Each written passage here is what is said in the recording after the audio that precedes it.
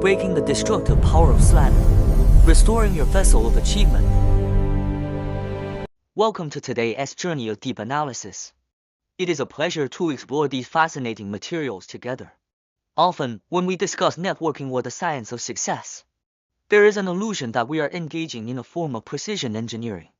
We feel the need to quantify everything with surgical precision. Our brains act like supercomputers, constantly calculating the return on investment (ROI) of every individual we meet. We take it for granted that as long as the formula is correct, connections and resources will flow to us like an endless money printing machine. However, if you step into the actual workplace or reflect on your own life experiences, you'll find that this precise calculation often crashes unexpectedly. This is a point truly worth deconstructing. You work hard to manage your relationships, calculating every step perfectly to ensure you never lose out. Yet you end up being silently marginalized or blowing great opportunities. Why is that? Today, we will dive into several remarkable materials that combine ancient Buddhist scriptures, such as the Mahayana Sutra of the 10 Wheels of Siddhagarbha, with sharp insights into modern workplace and social blind spots. Our mission is to deconstruct a universal logic that may seem counterintuitive but is profoundly real. The thief heart and the invisible scanner. Modern people are accustomed to using binary, linear thinking to handle interpersonal relationships. Quantifying people brings a false sense of security, as if everything is under control. But ancient wisdom tells us that your shrewd calculations might actually be destroying everything. The ultimate success strategy actually stems from a mindset of being willing to take the loss. Let us start with a scenario everyone knows. What is the first thing our brain thinks of when we meet someone new or are introduced to a new contact? Usually it is a calculation. Does this person have status? Can they help me make money? What tangible benefit do I get from interacting with them? In Buddhist classics, this mindset is precisely defined as a concept called taking what is not given, non-attachment to theft. It sees through the essence of calculation. You might think, I am just calculating in my head, I haven't actually stolen anything.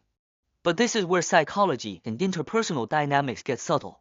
When you think, I want to squeeze some benefit out of this person, even if they have no intention of giving it, your scheming already constitutes a thief heart.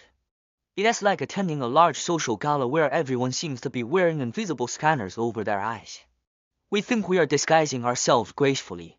But when you interact with the thief heart, your outward energy becomes shifty and predatory. Humans have evolved a highly sensitive defense mechanism to detect when someone is trying to profit from them. This isn't just an Eastern religious view. Western culture echoes this with the phrase, there is no such thing as a free lunch. When you cannot simply wish the best for others. Friendship is merely a transaction. Your brain is calculating, but the other person's brain is also performing a threat assessment. They can detect your micro-expressions, your tone, or your overly sycophantic body language in a second. This explains why it is so hard to meet true noble friends or bodhisattvas who expect nothing in return, because true friends don't carry that invisible scanner. The broken vessel, how slander drains your fortune.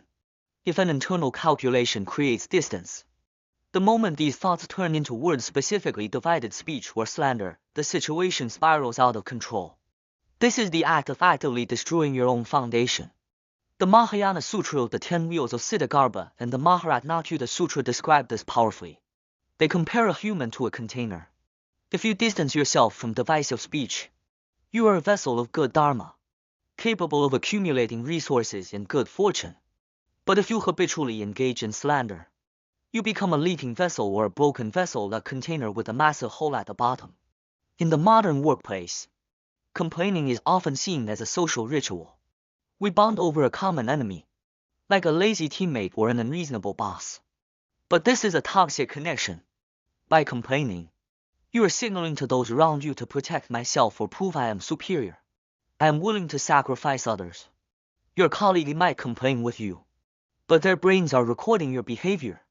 They think, if we ever have a conflict of interest, he will surely stab me in the back just like this. This is why slander makes you a broken vessel. Imagine trying to farm in a desert. You spend a fortune on top-tier fertilizer and work hard every day. But when a storm comes, the land cannot hold the water or nutrients. Everything is washed away, leaving only mud and sand. If you habitualize speech karma to elevate yourself, no matter how hard you work, trust and opportunity will simply leak out through that hole. The psychological virus of fear of others' success. The cost of this behavior is even scarier. Ancient wisdom points out a strict psychological law: whatever you destroy in others with your words, that destructive force will spread infinitely within your own mental system. The Maharatnakuta Sutra tells the story of Wu-Bai bodhisattvas who had attained high levels of practice but lost everything instantly because of speech karma. They were so overwhelmed by their own karmic obstacles that they couldn't even speak kind words anymore. This negative filter hijacks your brain. The more you look for flaws in others, the better your neural pathways become at finding defects. Eventually, you can't stand anyone, and you find yourself imprisoned in a self-made cage of cynicism. The core motivation behind this is the fear of others' success. We fear others doing better than us. And at the root of this fear is greed for fame, profit, and control. We wrap our complaints in a sense of justice. But in the middle of the night, we must admit we just can't stand to see others succeed. This is not a vague religious superstition, it is cold, hard reality. When you act out of a fear of others' success, you set everyone around you as a hypothetical enemy.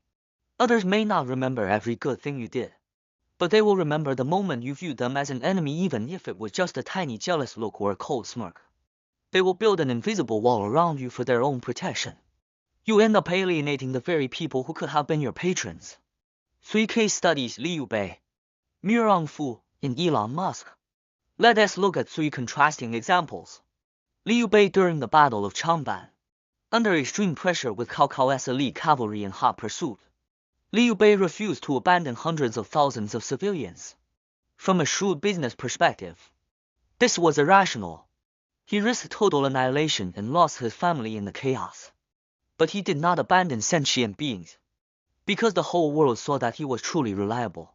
The top talents of the age were willing to die for him. This is the ultimate power of trust. Mirong Fu, from demigods and semi-devils, he is the master calculator. He had noble birth and great resources, but every move was a calculation of ROI for his political goals. He wouldn't sacrifice a sliver of interest for anyone. In the end, he lost his loyal followers, his loved ones. In his mind, he was consumed by his own algorithm.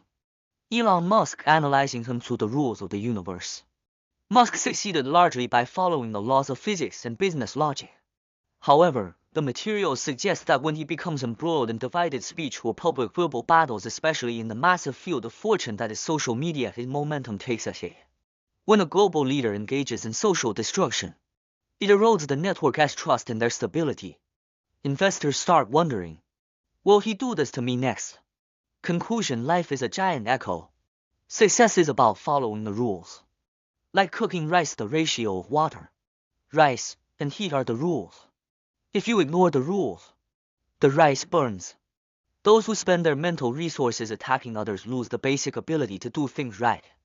This explains why the state of Maitreya Bodhisattva is seen as supreme wisdom. He always carries a gentle smile, has no defenses, and always thinks of how to protect the interests of others. This isn't just being nice, it is a state of peak cognitive efficiency without the burden of constant scheming. Let us wrap up today's insights. We think calculating and suppressing others helps us climb faster. But every time you silently grade someone or belittle others to elevate yourself, you are drilling a hole in your mental vessel. You become a leaking bucket that cannot hold trust or opportunity. Whether it is Liu Bei in history or Maitreya Bodhisattva in the sutras, they tell us the same thing: let go of selfish, emotional calculations.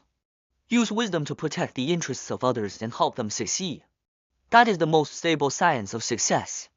Next time you are about to complain about a colleague or scheme against someone, stop, think of the broken bucket in the desert. Think of Mirong Fu. This isn't myth, it is the strictest law of cause and effect. I leave you with a question to ponder: if fearing others' success triggers a defense mechanism that isolates us, what happens if we do the opposite? What if we start wildly and unreservedly celebrating the success of others? What if we sincerely hope everyone around us does better than we do? In our modern world, this seems irrational.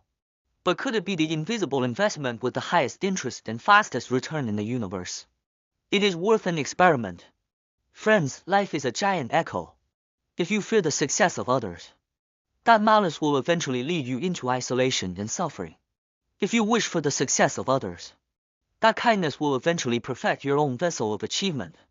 Stop sabotaging your own good fortune. Let go of calculations and follow the rules. Learn to praise and rejoice in others' joy. When you truly become a vessel capable of holding the good Dharma, the triple gem, the Buddha, the Dharma, and the Sangha will naturally be by your side. Thank you for listening to the wisdom shared by the Australia Buddhist Path Association. We will see you next time.